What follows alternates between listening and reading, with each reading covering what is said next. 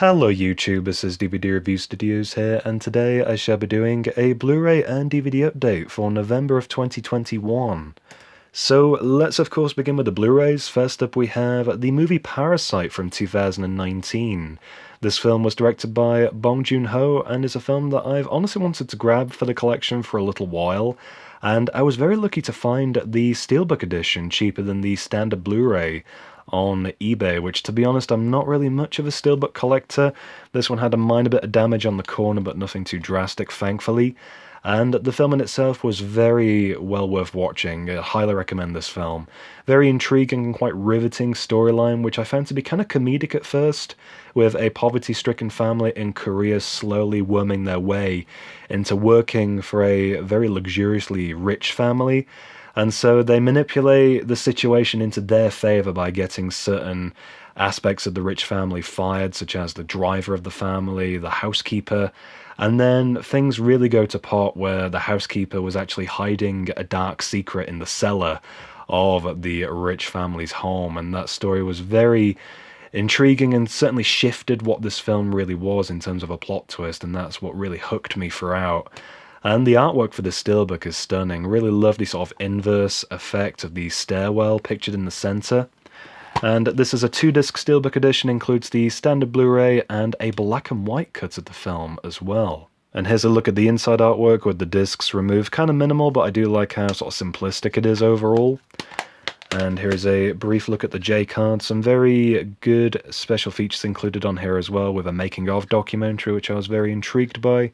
And overall, a very surprising film. It is, as I mentioned, a Korean film, so obviously it has English subtitles, but I'm intrigued to check out more from this director. A film that caught my eye that he did was called Mother, with quite a dark sort of synopsis behind it, so I'll likely grab that for a future update. But definitely would recommend checking out this film. So that is Parasite. Next up we have a bit of a rebuy for the collection, and that is the Hard Quadrilogy, starring of course Bruce Willis, which I had this in the collection a number of years ago, I think maybe in 2014, 2015, and I just sold it on since I didn't really have the interest in sort of following up these films beyond the first one. But I was intrigued to check out the sequels, and a friend of mine did. It kind of convinced me with a brief synopsis of, I think, the third film to kind of give these another watch, so definitely a good decision. The second film was a little bit repetitive, with a very similar premise to the first, just taking place in an airport instead, but a lot of really gripping action throughout, and I genuinely really enjoyed the first two movies, the first one on rewatch and the second one I'd actually never seen before. Not seen the third and fourth as of yet, but I've heard good things. Probably not going to bother with the fifth one. If I bought it, it would just likely be something to sort of hold more shelf space unnecessarily, but yeah, intrigued by the other sequels, and overall for franchises, as far as a standalone franchise goes for something of this caliber, I'm really intrigued to see how it can sort of carry forward with more momentum. But anyway, that is the Die Hard Quadrilogy. Next up we have, again, kinda sorta a rebuy, and that is the Tobey Maguire / Sam Raimi Spider-Man trilogy, which this is termed as the Origins Collection. And I've made a fatal mistake with my purchase of this one, so it is a German Blu-ray release, and from what I'd read from various translations and what this box set, what I thought it was a limited edition collection of the films, which included Spider-Man 2.1, which is an extended cut of Spider-Man 2, which has, I think, 8 to 10 minutes of extra footage, which I've always wanted to buy that set just out of curiosity on DVD, but the fact that it was included in this Blu-ray set was enough for me, but also the fact that this was meant to include a very rare editor's cut of Spider-Man 3, which kind of reshuffles the sequence of scenes and adds in some deleted scenes as well and kind of changes the score a little bit. It was a slightly shorter cut of the film, which I was intrigued by. But sadly, doesn't include that cut of the film, so I'm really disappointed in myself that I went ahead and bought this, I guess, kind of blindly to an extent. I don't know whether or not I can even return this to Amazon now that I've uncellophaned it and whatnot. I might have to shoot them a message and see if I can, but yeah, I was really hoping this would be that variation of the set, but I believe the limited edition version of the set which I was referring to, which I think was only released in America and in the digipack form, it's gone over to other countries aside from the UK. It is region free, I believe, so I might try my luck at importing it, depending on expense, but Either or, that's the Spider-Man trilogy. I recently did a video looking at all the Spider-Man films, so if you're interested in my thoughts on the Tobey Maguire trilogy, you can check out that video on my channel. Next up, we have a couple of films which I can only really best describe as shit flicks. The first of which being the Tommy Wiseau and Greg Sestero project, Best Friends, or Best Fiends, if you take out the R in parenthesis there. This is Volume 1 and Volume 2, it's a two-movie collection as it states, and I was genuinely really intrigued to check out these films thanks to the work done behind The Room. If you've heard of that movie, which is one of those so bad it's good kind of films. And Tommy Wiseau is a very interesting individual, likewise with Greg Sestero. The book behind the making of The Room, which is something that I recommend whenever I possibly can when talking about these two individuals. It's something that genuinely is an experience, to put it lightly.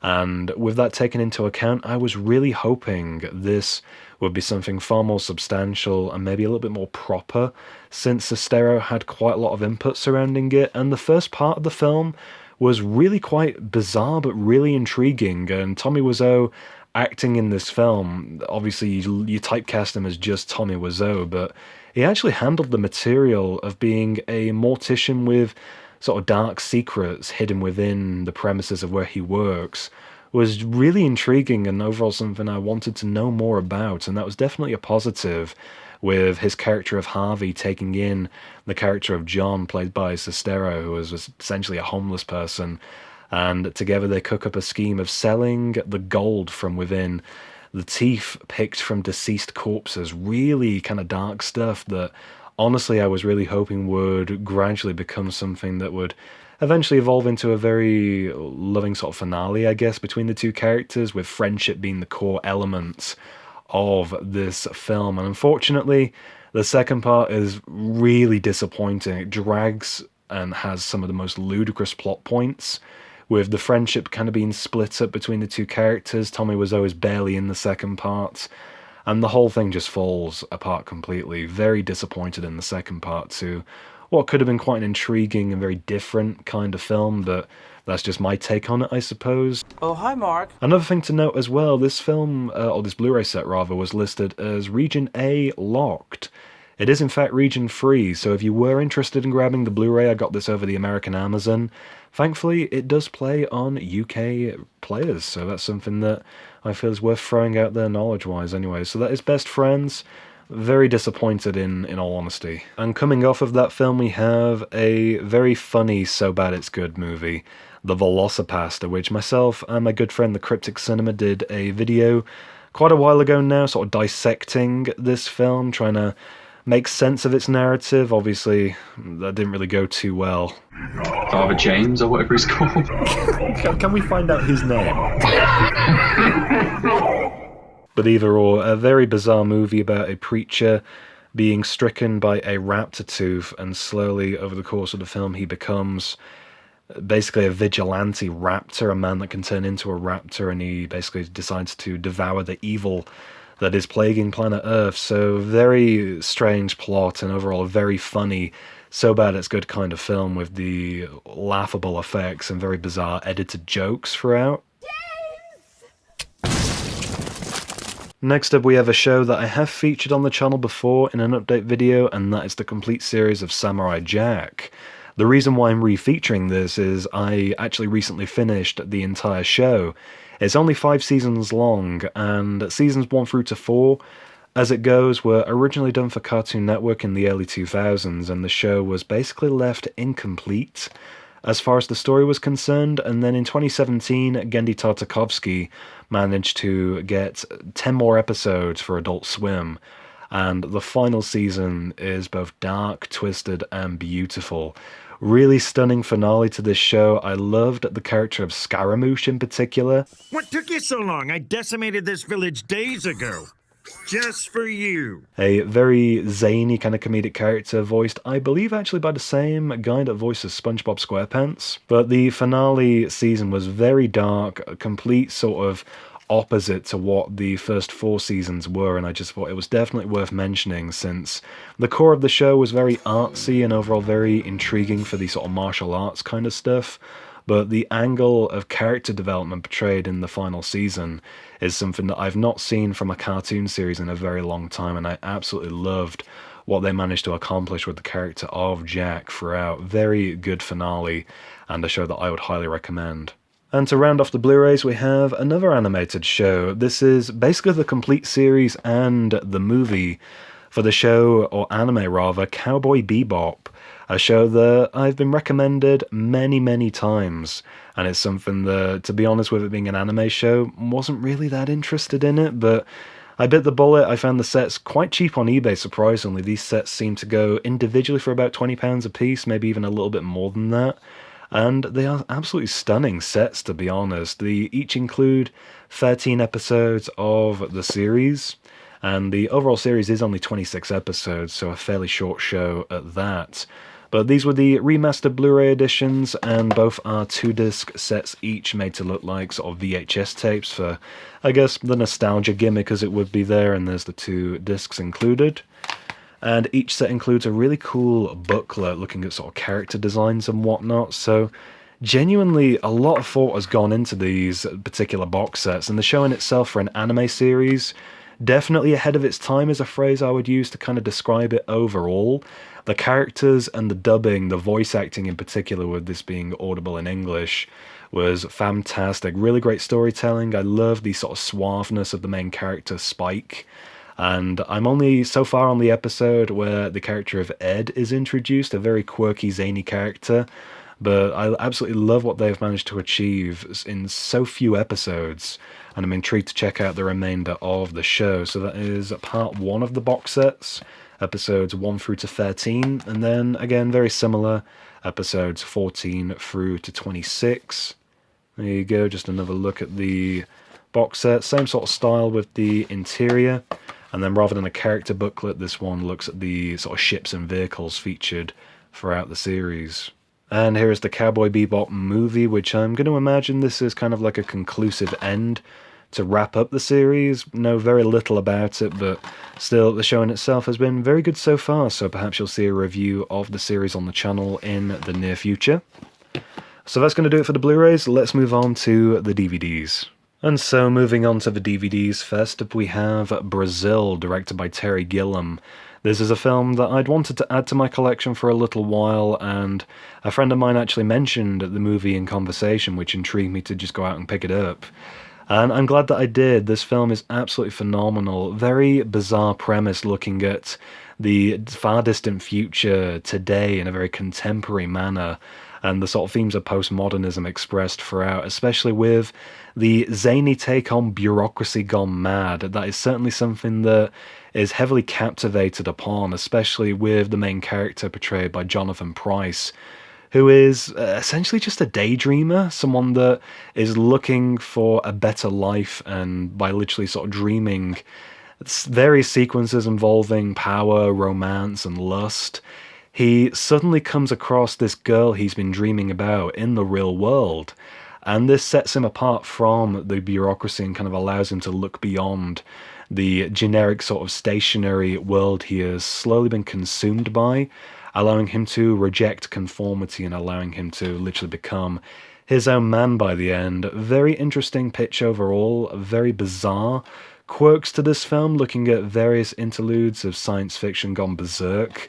I loved particularly the sort of opening kind of sequence within the first 10-20 minutes where the main character is essentially just sort of waking up, and stuff such as just making breakfast and showering and stuff like that is made to be as complicated as possible, but made to be less sort of manual, which I thought was quite amusing. So overall, a very intriguing film, something if you haven't checked out before, I don't think this would really be for everyone, but definitely an enriching film, and the documentary included on here as well was a valuable special feature to have. So that is Brazil. Next up we have a couple of Paul Thomas Anderson films, beginning with Magnolia, which is a film that I'd heard mixed things about and was kind of intrigued to check out just based solely on the premise, with this having so many wonderful names attached to it, particularly for me. Julianne Moore was a standout, along with Tom Cruise, who I'm not really a big fan of, but he really did play quite the captivating role throughout this film in particular. And the way this plot is set up is essentially many stories converging on one similar principle, with this essentially looking at, I guess, sort of genericisms of life in general. The intro was very memorable, and genuinely is one of the most bizarre openings to a film I have seen, sort of going through method by sort of movement of this unfortunate suicide slash homicide gone wrong. And taking the reins from that sequence, we have so many looks of different walks of life featured throughout this film, and with this being 3 hours long, definitely a long slog of a film at that, I was overall very mesmerized by a lot of the sort of ongoing stories featured throughout, with them being kind of sort of episodic, as they are sort of sparingly featured throughout the film. So overall, I don't think, again, this would really be for everyone, but there's a lot to take away from this film. And by the end, where it starts unexpectedly raining frogs, I literally scream laughed with my friend watching this. Very strange, coincidental moment for this to sort of all converge on that one strange happening. I don't really know how to explain that ending. It just really caught me off guard. I didn't notice it on the front cover, but obviously pointing it out now. Yeah, very strange to say the least, but that is Magnolia. And from the same director we have Boogie Nights, which I sadly have not watched as of yet, but I was intrigued by, again, the names attached to this film, some of which kind of overlap from Magnolia, such as Julianne Moore, John C. Reilly in particular, who I did fail to mention had a great role in Magnolia. But yeah, overall intrigued by the premise surrounding this film. Looks to be quite the raunchy experience, with a peek behind the curtain of the pornographic industry. So yeah, I'll likely feature this in a future update video to feedback my thoughts on it. So that is Boogie Nights.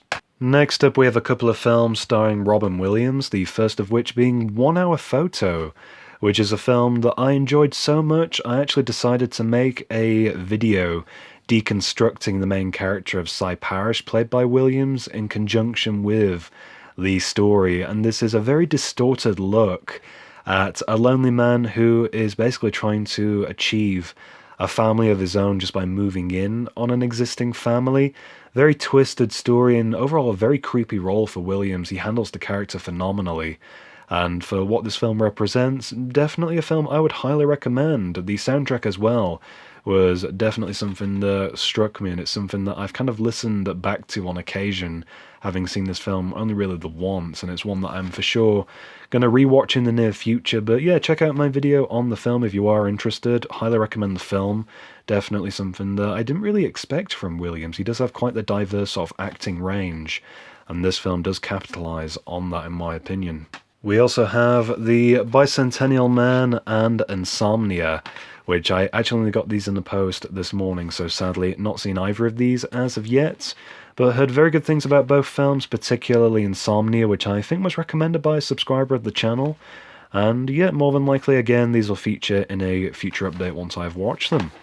Next up, we have a couple of films involving Trey Parker and Matt Stone, the co-creators of South Park, one of my favourite shows of all time.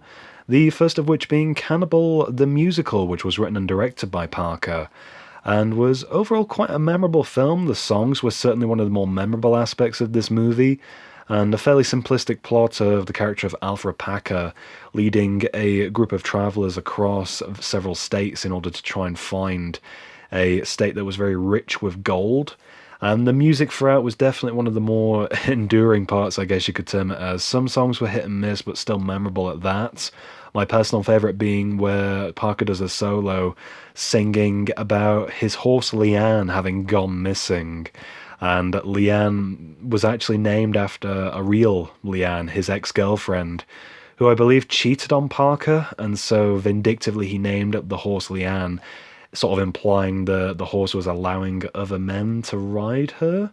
If you catch my drift on that one, quite a funny sort of bit of euphemistic humour there, but still very memorable sequences throughout, and a film that I will for sure be revisiting. And this is a very good Troma DVD release, which I believe is region free as well, and goes for quite a bit of money on eBay, surprisingly. So that is Cannibal The Musical. Next up, we have a film that I never thought I would grab for the collection, just based solely, I guess, really on the reputation and the front cover surrounding it, that being Orgasmo, a film that genuinely I found to be laugh out loud all the way through consistently. and was absolutely hilarious for the cringe comedy it brought to the table, with Trey Parker playing the role of Joe Young, a Mormon that unintentionally gets swept up into the porno industry just to make a hell of a lot of money just to fund his so-called innocent wedding. And the side characters featured throughout are honestly some of the most memorable and funniest, and this overall was a very good experience. I genuinely didn't expect to laugh at this as much as I did. I loved what Matt Stone brought to the table as well, of the side character of Dave, the sound guy. Really funny moments of just really subtle humor where it's just literally facial expressions that are having me crack up with laughter, and this film was definitely a good time as well to watch with a few friends. So overall, a very funny film that I would recommend. So that is Orgasmo. And last up we have Basketball, which I have had in the collection for a number of years and just never bothered watching. And I'll be honest, I didn't really take to this film as much as I thought I would, especially in comparison to the other two movies. The story was kind of generic, with just two college losers unintentionally coming up with a ludicrous sports game that bizarrely actually caught on and became a leading sport in America. And this was overall a painful film to watch in some instances, but did have its funny moments. I liked how some of the cast actually overlapped from the previous two films involving Parker and Stone. Matt Stone really did steal the show for me personally in this movie. But overall, yeah, I just found it to be kind of borderline just generic. Didn't really have the kick in the teeth that the other two films had, so didn't really take to this one, but I'm sure there will be many out there that have either found this to be just as funny, if not better, or otherwise would find this to be a better recommendation nonetheless. So that is Basketball. Next up, we have a couple of documentary films presented by Slavoj Žižek, the first of which being The Pervert's Guide to Cinema and then The Pervert's Guide to Ideology, which Žižek is a name that I've mentioned I think once or twice on the channel in terms with various sort of recommendations. And that was honestly the reason why I decided to pick these films up, just to kind of give them a rewatch and look through some of the movies that Žižek himself analyzes. And as a modern day philosopher, he has a lot to offer, and that was one of the many things that I was so enriched by, especially with The Pervert's Guide to Ideology, which I heavily referenced as part of one of the final pieces towards my bachelor's degree. And this film is, again, one that I would highly recommend. And so if you are looking for just, I guess, hot takes on certain films, or just some philosophical ideas that are thought-provoking looking at certain movies in particular, and these might be for you. So that is the Slavoj Žižek documentaries. Let's not have a misunderstanding here. Next up, we have a French film which I've been meaning to grab for the collection for ages, being Ledina des Cons, which is basically translating, I believe, to Dinner of Idiots or something to that extent, and was the inspiration, I believe, for this film, which I'd seen many years ago, Dinner for Schmucks, which I actually found to be quite the guilty pleasure film, but I really wanted to check out the, I guess, original inspiration for that movie, which I believe this is a lot better than that film. And so I'm very intrigued to check this out whenever I get a moment to do so. And finally, to round off this video, we have the complete animated series of Daria, which is a series that I'd wanted to watch all the way through, and to be honest, I could never really find a decent copy of it to stream online, and so I just thought I'd bite the bullet on a complete series box set.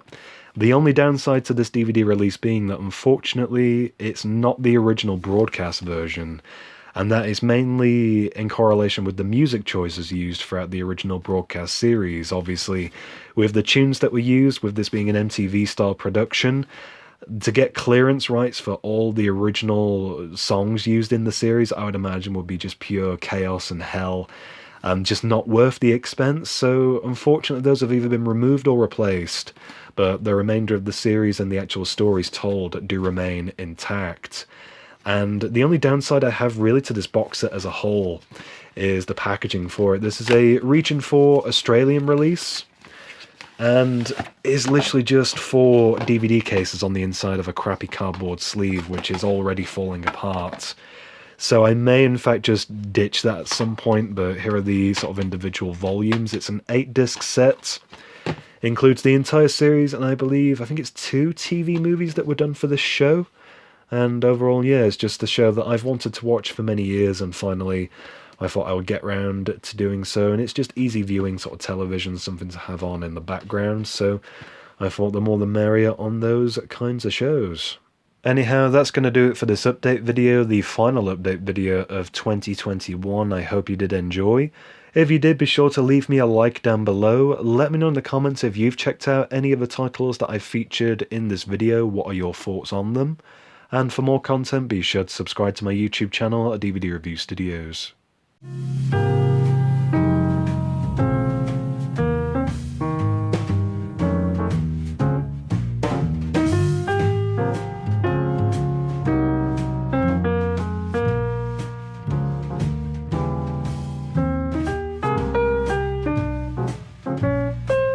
Are you threatening me?